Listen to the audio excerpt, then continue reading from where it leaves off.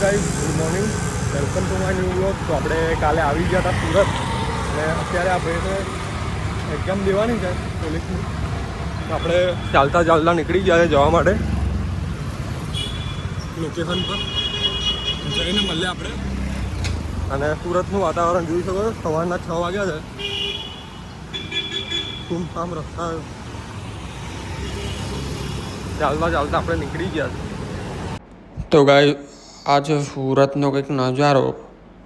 10:30 વાગ્યા છે અને તમે જોઈ શકો છો કે સુરતનો નજારો બહુ શાનદાર લાગી રહ્યો છે, બહુ જ સુંદર. પછી આપણે નીકળી ગયા છે યશુને લેવા માટે એના સેન્ટર ઉપર. તો આપણે જઈશું હવે, ત્યાં જઈને આપણે મળીએ. તો આ છે આ જગ્યા સીતાનગર ચોકડી પાસે સ્કૂલ છે, ત્યાં આવેલું. પછી આપણે નીકળી ગયા નડિયાદ જવા માટે રેલવે સ્ટેશને રિક્ષામાં બેસીને. તમે જોઈ શકો છો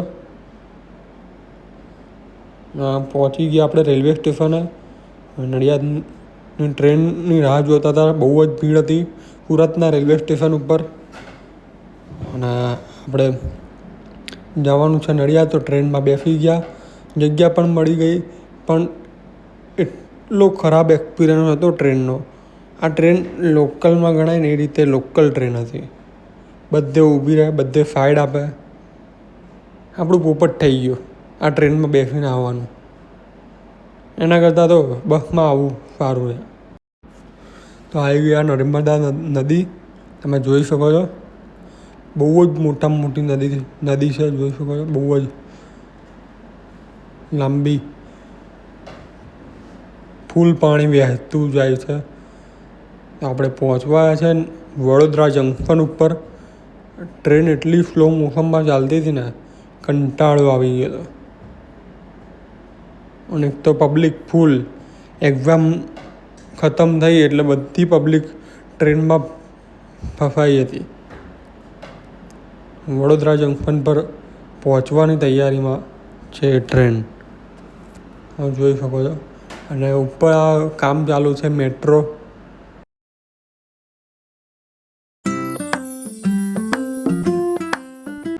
તો આ છે વડોદરા જંકશન, તમે જોઈ શકો છો. અને ઉપર કામ ચાલુ છે બુલેટ ટ્રેનના પ્રોજેક્ટનું. તો બહુ વિશાળ પ્રોજેક્ટ છે જે દિલ્હીથી મુંબઈ જવા માટે સરળ રહેવાનો છે. દિલ્હી વાયા વડોદરા, સુરત, મુંબઈ બધેથી બુલેટ ટ્રેનનો પ્રોજેક્ટ નીકળવાનો છે. આપણા નડિયાદ નવતસુંડામાં પણ આ બ્રિજ ત્યાં સ્ટોપ પોઈન્ટ આપેલો છે. તમે જોઈ શકો છો વડોદરા જંકશનથી આપણી ટ્રેન નીકળી ગઈ છે. અને પબ્લિક તો ખાસી દેખાઈ રહી છે. અને ટ્રેન આપણી નીકળી ગઈ છે. આગળ જતાં નીકળી બધાને સાઈડમાં ધીમી કરવાની ચાલુ કરી હતી. તો સાઈડમાં બીજી ટ્રેન આવવાની હતી એટલા માટે એને સાઈડ આપવા માટે એને ટ્રેન થોભવી દીધી. અને બીજી ટ્રેન આવવાની છે, જોઈ શકો છો.